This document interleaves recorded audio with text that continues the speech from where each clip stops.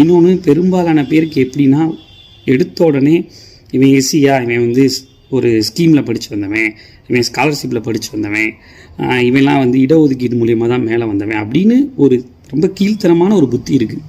அது முதல்ல மாறணும். அது இல்லை, அது வந்து முழுக்க முழுக்க ஒரு தவறான சிந்தனை.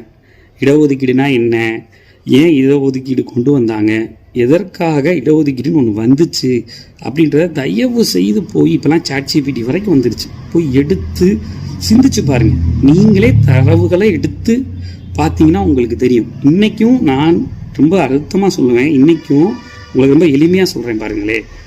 வறுமை கோட்டுக்கு கீழே இருக்கிற எல்லாருக்குமே இங்கே சலுகை இருக்குது. தமிழ்நாட்டு அரசு மூலயமா வறுமை கோட்டுக்கு கீழே இருக்கிற எல்லாருக்குமே ஏதோ ஒரு வகையில் சலுகை இருக்குது. அது ஒவ்வொரு கேஸ்ட் பேஸ்டு சலுகைகள். ஆனால் ஒரு எக்ஸாம்பிளுக்கு நான் சொல்கிறேன், இப்போ ஒரு ஷெட்யூல் கேஸ்டில் இருக்கிற ஒரு அம்மாவும் அப்பாவும் தான் பிள்ளையை படிக்க வைக்கிறாங்கன்னு வச்சுக்கோங்களேன். அந்த ஷெட்யூல் கேஸ்டில் இருக்கிற அம்மாவும் அப்பாவும் 2 பேருமே கவர்மெண்ட் எம்ப்ளாயாக இருந்தால், அவங்க நல்ல ஒரு வருமானத்தின் பேரில் இருந்தால் அவங்களுக்கு இடஒதுக்கீடு கிடைக்காது.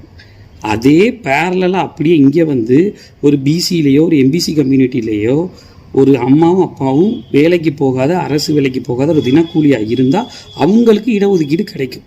இவ்வளோதான், இதுதான் இடஒதுக்கீடு. இதை நீங்கள் போட்டு ரொம்ப குழப்பிக்கிட்டு, அவன் வந்து ஃப்ரீயாக படிக்கிறான், அவன் வந்து ஃபீஸ் இல்லாமல் படிக்கிறான், அவனுக்கு வந்து கம்மியான ஃபீஸ் வாங்குறாங்க, எனக்கு கூட வாங்குறாங்க அப்படின்னா, ஒருவேளை அவன் அப்பையனும் ஆத்தாலும் நல்லா படித்து ஒரு நல்ல பொறுப்பில் இருந்திருந்தாங்க அப்படின்னா கண்டிப்பாக அவனுக்கு அந்த இடஒதுக்கீடு கிடைக்கிறதுக்கு வாய்ப்பு குறைவு. ஆனால் இதே நம்ம வீட்டில் வந்து படிக்கலை அப்படின்னா நமக்கு அந்த வாய்ப்பு ரொம்ப பிரகாசமாக இருக்குது. இதுக்கு தான் இவ்வளோ தான் இடஒதுக்கீடு.